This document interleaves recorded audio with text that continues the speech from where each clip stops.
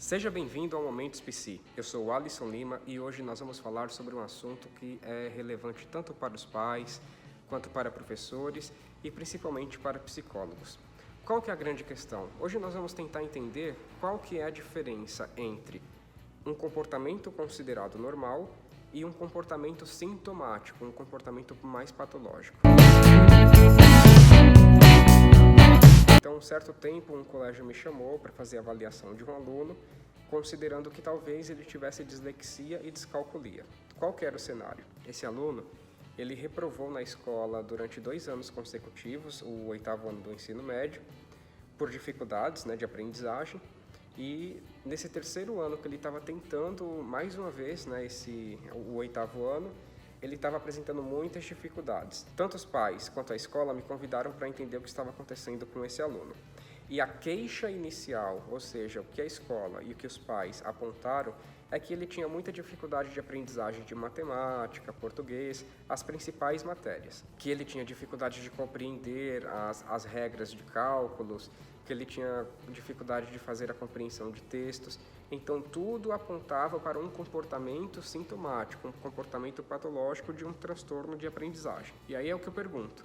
Qual que é a diferença entre o que é patológico, sintomático e o que é normal? Indo fazer uma visita na residência dessa família, porque o meu trabalho é o acompanhamento terapêutico, eu vou até o meu paciente, o que eu percebi? Eu percebi que toda a estrutura familiar daquele aluno, daquele adolescente, era bastante complexo, era complicado. Ele não tinha uma base familiar adequada para conseguir estudar.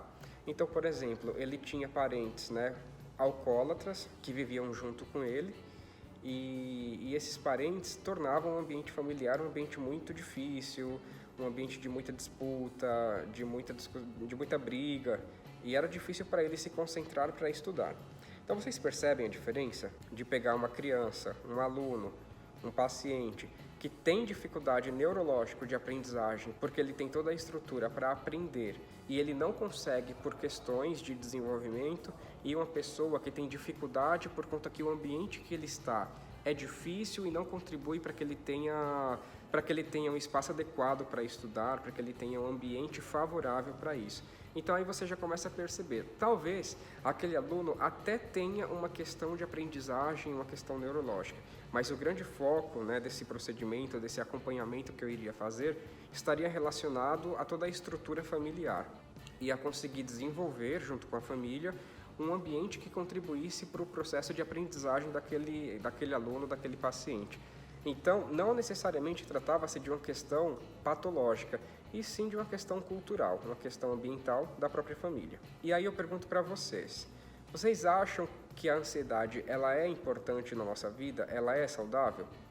Ou, de todas as formas que a ansiedade se apresenta no nosso dia a dia, ela é problemática? E aí esse é mais um exemplo que eu vou dar entre o que é normal e o que é sintomático. É importante que a pessoa sinta ansiedade, é importante que a pessoa tenha ansiedade, mas dentro de um limite natural, dentro de um limite saudável.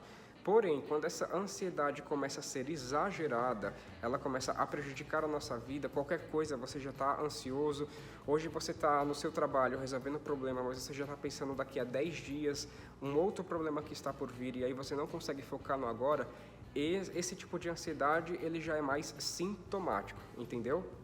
Então a grande questão do vídeo de hoje é tentar explicar para vocês que é muito complicado e às vezes nem tanto perceber quando que um comportamento é considerado normal e quando que esse mesmo comportamento é considerado patológico, ou seja, sintomático, trata-se de um problema de saúde. O que eu quero deixar claro aqui é que no fim das contas, se você pega o DSM, que é o Manual Diagnóstico de Transtornos Mentais, ele considera transtorno mental aquele ato, aquele comportamento, aqueles sintomas que de alguma forma prejudicam o funcionamento da sua vida.